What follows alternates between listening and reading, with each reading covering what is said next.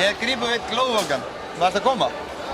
Nei, ég er nú búinn að vera hérna í 3 daga. Og ekki meira veðurbar en þetta? Nei, ég er búinn að vera svo mikið inni. Hvað ertu að gera á landsmóti? Ég var hér með brokkkórinn.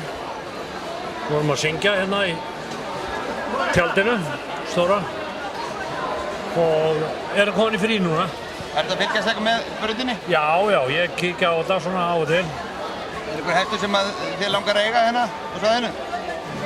Já, töluvert. Töluvert aðeins. Einhver einn sem stendur upp úr?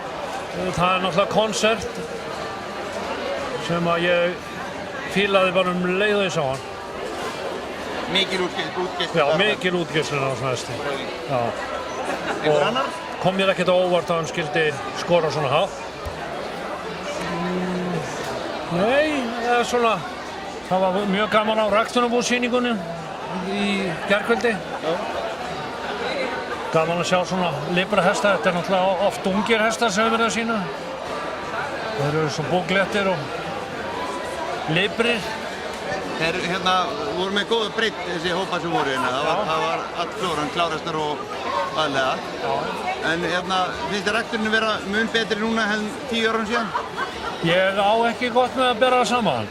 En það er greinilega geysilega mikil vinna í þessu og útsjónarsemi og það skilaði árangri, við njótum. Takk fyrir fjallið, góða skemmtun. Sömuleiðis. Segið mér eitt